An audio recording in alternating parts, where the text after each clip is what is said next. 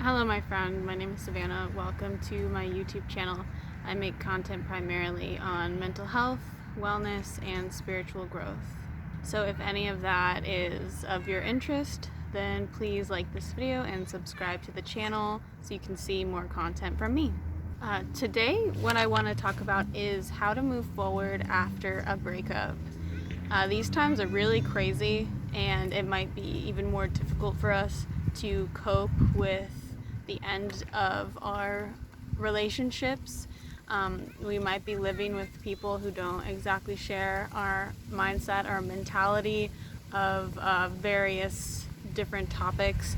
And then we might really find ourselves missing this person that we were with because we really shared a connection, we shared similar views, we held similar values, so it can be really difficult.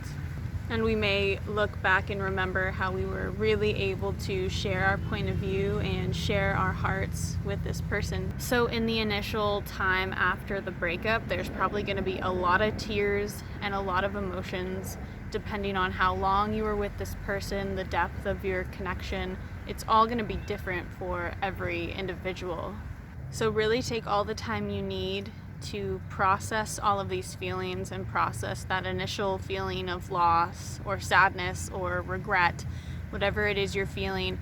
Allow yourself to tap into that first and really let it out, cry it out, and allow yourself to process your feelings in this way. But eventually we do have to move on and move forward. So when you feel that you're ready, when you feel like you've sat with these emotions for a long enough time and you're ready to move on, then it's time to move forward and start transmuting these emotions into something more productive.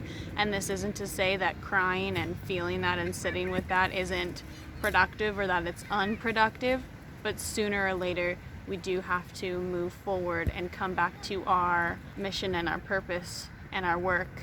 So today I'm going to give you 6 tips or things that you can do to start moving forward after your breakup. Number 1 is by moving your body. So this can be anything from just going out on a walk or going out on a jog or a run to taking up a new serious yoga practice or Tai Chi or dance, anything that really gets you into your body. Our mental and emotional states really do show up within our body, and just by moving it, even something as simple as when you feel like you're tapping into that sadness and loss and guilt, whatever you're feeling, just move your body, move your shoulders, just feel into your neck. And you may end up feeling called to actually sit on the ground, close your eyes, and really start tapping into your body. You can look up different bodywork techniques on Google or YouTube that will really allow you to get a deeper sense of what's going on in your body, and this can really help you to move forward. Maybe put on some happy, upbeat music, not too upbeat if you're not into that, but just some music that's going to allow you to tune in and move your body, dance it out, flow, lifting your arms up and down, just something that feels good. And that's going to allow you to take your mind off of thinking about your ex or thinking about your breakup and put your mind back on your growth and your health and your happiness. Number 2 thing we can do is by getting creative. If you feel sad or you're feeling certain emotions connected to the breakup, tap into that, and instead of just sitting with it and not doing anything with it except feeling it, write about it, type about it, write a story about it, write a poem about it, write some lyrics, or write exactly the words that you're thinking out on a piece of paper or on a Word document so that you can visually look at it, date it, and see day by day, moment by moment, exactly what you're feeling, and then begin to analyze it. That might not work for some people, but that's what's been working for me. In getting creative, this can mean drawing or painting, singing, dancing. That's something else that I thought of in getting creative. Let's say you and your ex used to really enjoy watching shows or movies. You can watch a show or a movie by yourself, have your computer out or your journal out, and kind of multitask by writing like a synopsis of what the movie or the show is about, then maybe analyzing it, taking it apart, and just getting your brain moving and working in a different way. Use this opportunity to deep dive into some sort of creative outlet, maybe something that you've never tried before. Number 3 is being out in nature, or just being outside. Nature is really, really powerful. The sun is powerful, the feel of the wind is powerful, the cold and the heat. They can all make a huge difference in the way we're feeling physically and emotionally and mentally. Like I said before, getting out on a walk or a run and breathing the fresh air. Something that I recommend and that can really help you is grounding, which is taking off your shoes and socks and just being barefoot in the grass or the dirt and just standing in a comfortable, strong position, feeling the energy of the earth kind of pull you into it, feeling held, and this might help you feel really safe. And just observe and listen.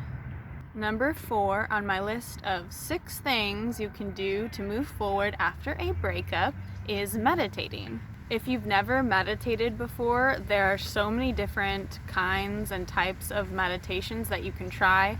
You can look on YouTube for a guided meditation, and there are so many. There are angelic meditations, chakra meditations, meditations to meet your spirit guides, positive affirmation meditations, and just choose one. If you don't like it, choose a different one. And when you find one you like, just sit with it, close your eyes, and breathe. This can also look like just finding a place to sit or stand and closing your eyes and paying attention to your breath and just synchronizing your inhalation to your exhalation. And maybe you've never tried that before, and it could definitely open you up to something new.